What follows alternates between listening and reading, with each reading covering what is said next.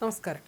കണ്ണൂർ സീറ്റിനായി 3 ദിവസത്തോളം വാശി പിടിക്കുകയും പിന്നീട് വഴങ്ങുകയും ചെയ്ത മുതിർന്ന കോൺഗ്രസ് നേതാവ് കെ സുധാകരന്റെ പിണക്കം മാറിയില്ലേ?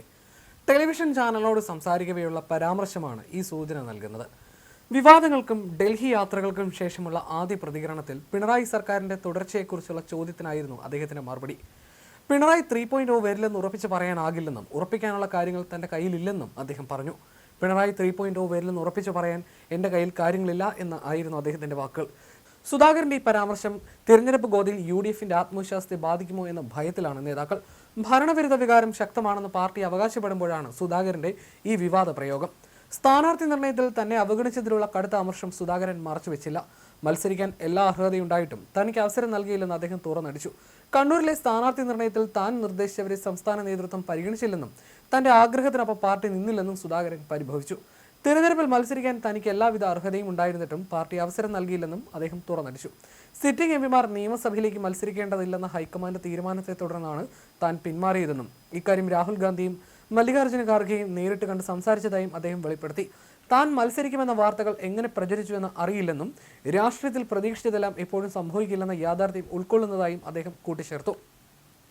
മുഖ്യമന്ത്രി പിണറായി വിജയനെതിരെ ധർമ്മടത്ത് നേരിട്ട് പോരാടാൻ താൻ സന്നദ്ധനായിരുന്നുവെന്നും സുധാകരൻ പറഞ്ഞു. എന്നാൽ തന്റെ സുഹൃത്തുക്കളും അഭ്യുദയകാംക്ഷികളും ആ നീക്കത്തെ പിന്തുണയ്ക്കാതിരുന്നതിനാലാണ് മത്സര രംഗത്ത് നിന്ന് വിട്ടുനിന്നതെന്നും അദ്ദേഹം വ്യക്തമാക്കി.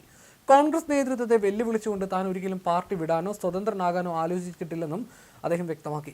അമിത ആവേശം കാട്ടി കടുത്ത തീരുമാനങ്ങൾ എടുക്കരുതെന്ന് മുതിർന്ന നേതാവ് AK ആന്റണി തനിക്ക് ഉപദേശം നൽകിയിരുന്നതായും അദ്ദേഹം വെളിപ്പെടുത്തി. താൻ പാർട്ടിയെ സമ്മർദ്ദത്തിലാക്കി മുൾമുനയിൽ നിർത്തിയെന്ന ആരോപണങ്ങൾ സുധാകരൻ പാടെ നിഷേധിച്ചു. തന്റെ ഡൽഹി യാത്ര തികച്ചും വ്യക്തിപരമായ ഒന്നായിരുന്നുവെന്നും അവിടെ എത്തിയപ്പോൾ ദേശീയ നേതാക്കളെ കാണാൻ അവസരം ലഭിച്ചാൽ കാണാമെന്ന് കരുതി മാത്രമാണ് ചർച്ചകൾ നടത്തിയതെന്നുമാണ് സുധാകരൻ നൽകുന്ന വിശദീകരണം. AK ആന്റണിയുടെ ഉപദേശവും മല്ലികാർജ്ജുന ഖാർഗെയുടെ ഉറപ്പുമാണ് തന്നെ ശാന്തനാക്കിയതെന്നും അദ്ദേഹം വെളിപ്പെടുത്തുന്നു. ഉചിതമായ ഭാരവാഹിത്വം ഖാർഗെ ഉറപ്പ് നൽകിയിട്ടുണ്ടെന്നും അതിനാലാണ് ഇപ്പോൾ പിന്മാറുന്നതെന്നും സുധാകരൻ വ്യക്തമാക്കി. അതേസമയം കണ്ണൂരിൽ TO മോഹനൻ സ്ഥാനാർത്ഥിയാകുന്നതിൽ ഒരു തരത്തിലും തനിക്ക് എതിർപ്പില്ലെന്നും അദ്ദേഹം ഇന്ന് വ്യക്തമാക്കിയിരുന്നു. കണ്ണൂർ മണ്ഡലത്തിൽ കഴിഞ്ഞ 2 തവണ UDF പരാജയപ്പെട്ടു. ആ മണ്ഡലം തിരിച്ചു പിടിക്കുക എന്നതാണ് ഇപ്പോഴത്തെ ദൗത്യം. ആ ദൗത്യം നേതാക്കൾ എല്ലാവരും കൂട്ടായി ഏറ്റെടുക്കുമെന്നായിരുന്നു TM മോഹനൻ ഇന്ന് സുധാകരനെ സന്ദർശിച്ച വേളയിൽ അദ്ദേഹം വ്യക്തമാക്കിയത്. തെരഞ്ഞെടുപ്പിൽ പൂർണ്ണ സഹകരണം കെ സുധാകരൻ ഉറപ്പ് നൽകിയിട്ടുണ്ടെന്നും ഒരു ടീമായി തന്നെ മുന്നോട്ട് പോകുമെന്ന് TO മോഹനനും പ്രതികരിച്ചിരുന്നു. കണ്ണൂർ ജില്ലയിലെ മണ്ഡലങ്ങളിൽ UDF സ്ഥാനാർത്ഥികൾക്കായി കെ സുധാകരൻ സജീവമായി ഇറങ്ങുമെന്നാണ് അദ്ദേഹം പ്രതികരിച്ചത്. ഇരിക്കൂർ മണ്ഡലത്തിലെ UDF സ്ഥാനാർത്ഥി സജീവ് ജോസഫിന്റെ പ്രചാരണത്തിനായി ഇറങ്ങും.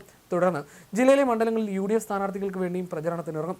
നിയമസഭാ തെരഞ്ഞെടുപ്പിൽ മത്സരിക്കാൻ ആഗ്രഹമുണ്ടായിരുന്നുവെന്നും സാഹചര്യങ്ങൾ കൊണ്ട് അതിന് കഴിഞ്ഞില്ലെന്നുമായിരുന്നു കെ സുധാകരൻ നേരത്തെയും പ്രതികരിച്ചിരുന്നത്. പേരാവൂരിലും കണ്ണൂരിലും പ്രചാരണത്തിനിറങ്ങുമെന്നും പാർട്ടിയിലെ ഒരു കുട്ടിയെ പോലും തോൽപ്പിക്കാൻ താൻ ശ്രമിക്കില്ലെന്നും അദ്ദേഹം തന്റെ നിലപാട് ഇന്ന് വ്യക്തമാക്കിയിരുന്നു. കോൺഗ്രസ് മിന്നുന്ന വിജയം നേടും. BJPയിൽ പോകുന്ന കാര്യം ഇന്നുവരെ ആലോചിച്ചിട്ടില്ല. ഇനി അങ്ങനെ ആലോചിക്കുകയുമില്ല. രാഷ്ട്രീയ എത്തിക്സ് ഉള്ള ആളാണ് ഞാൻ. പിണറായി സർക്കാരിനെ എങ്ങനെയെങ്കിലും താഴെ ഇറക്കിയിരിക്കും എന്നായിരുന്നു അദ്ദേഹം മുൻപ് പറഞ്ഞിരുന്നത്.